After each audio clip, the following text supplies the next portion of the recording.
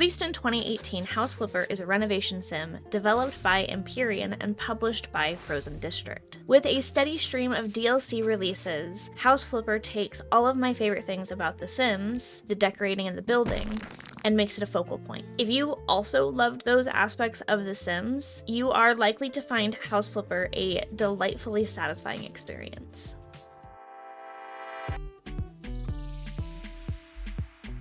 Maybe it's because owning a home feels like an increasingly unattainable dream, or maybe it's the freedom to imagine your space without having to make real-world changes. But designing and decorating in games has always been a feature that I adore. House Flipper is a playground for creativity. It is a space to experiment with color, styles, and layouts that you might not try in real life. It's also a chance to see what your dream home might look like without boundaries. That blend of creativity and curiosity is why I love House Flipper so much, and why I am so excited for us to talk about it today. The first thing I want to talk about is the gameplay mechanics for House Flipper. House Flipper, at its core, is about buying, renovating, and selling houses for a profit, or in short, flipping houses. The gameplay ranges from very satisfying cleaning to more substantial things like knocking down walls and building up new ones. As you use the tools, you'll be able to upgrade them for them to be able to work more efficiently, which adds a really rewarding progression to the experience of playing House Flipper. Most tools feel very intuitive to use and overall very satisfying. I do have to admit though, the window cleaning tool is the only one that I'm not in love with. It feels a little bit clunky to me to use. Oh, and did I mention that you can use a flamethrower? Because you can. And yes, it is as fun to use as it sounds like it would be. All that said, the one limitation to the base game of House Flipper is the fact that you don't have the ability to build additions or separate structures on a lot. That is, unless you purchase a specific DLC. All of these mechanics and a little bit of the building seem noticeably improved in the sequel, House Flipper 2, but we'll talk more about that in a bit. The art style for House Flipper is a bit more realistic. It's not overly stylized, and it doesn't have a ton of like flashy characteristics or anything like that. It's functional. It gives you a really clean canvas to work on. While the visuals might not blow you away, there is a certain charm to seeing a rundown, dirty house get transformed into something fresh and beautiful. And if you have one of the DLCs, you'll be able to see really clear before and after photos, which is one of my favorite things. I love to see what it looked like beforehand and what you turned it into. It's so lovely. The atmosphere for House Flipper is very, very calm. It's so chill. It is perfect for those moments where you want to just unwind. From the whisking sound of the paint on a roller to the rhythmic clicking of the tiles being placed, there is a meditative quality to the gameplay.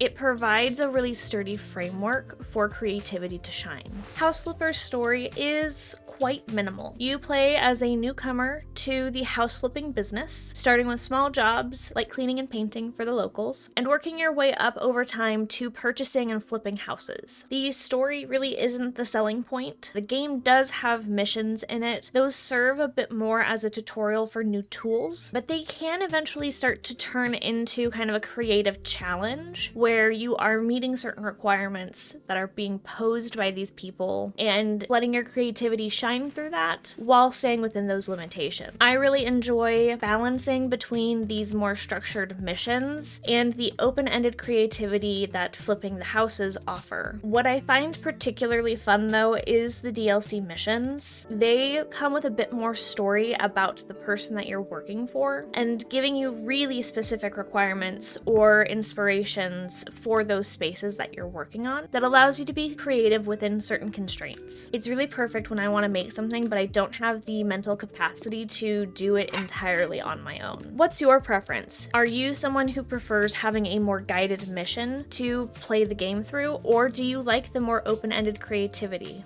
Let me know in the comments. Now let's talk about the sequel and the DLCs. The DLCs for the original House Flipper add a ton of depth and variety to the game. Each one has its own unique flair that it brings. If you get the luxury DLC, it introduces sleek, modern designs and higher end properties to work in, giving you the chance to kind of renovate mansions and add more elegant touches to the houses that you flip. The gardening DLC adds the ability for you to work the outdoor landscape and decorate the outside of the houses, which if you see some of the grasses on those houses, the lawnmower is maybe the best thing about that. It's so satisfying. The HGTV DLC puts you in the spotlight by providing you with your own home makeover show, adding a limited budget to work within, and providing you the choices to pick between for design concepts for certain spaces. The Farm DLC was a standout addition. It introduced the mechanic that was lacking from the base game, which is building. This allows you to add new structures to lots, as well as giving you some more rustic things to use to decorate for furnishing. The Pets DLC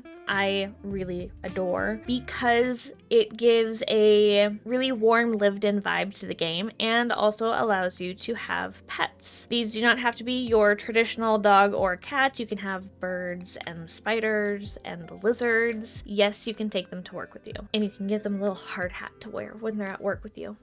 It's so cute. These expansions don't just add content, they fill in gaps that were lacking from the base game. And then we have House Flipper 2, which was released late in 2023, and the sequel feels like a culmination of everything that they learned from House Flipper 1 and its DLCs. One of the most exciting things about House Flipper 2 is from the get-go you are able to build within the actual base game, which is so freeing for players who really want to be able to build versus just work within the actual landscape that's already provided, and who potentially don't want to have to buy DLC in order to unlock that ability. The sequel also introduces a more structured narrative, giving you a really clear goal as to what you're working towards, why you became a house flipper to begin with, and kind of what ties all your projects together. There are some changes to the overall tool mechanics and some additions to ones that weren't there in the first one, but honestly, I really enjoy the change to the mechanics and the additions that they have. They really just feel pretty intuitive. So whether you are a fan of the first one or driving straight into its sequel, House Flipper offers endless opportunities to experiment, create, and to grow as a designer. It is a series that evolves with your imagination, and I really can't wait to see what the future holds for House Flipper 2 because House Flipper 1 had DLCs, so I can only imagine that House Flipper 2 will also get some DLCs, and I'm excited to see how that broadens the narrative that they've introduced and also the general content of the game because I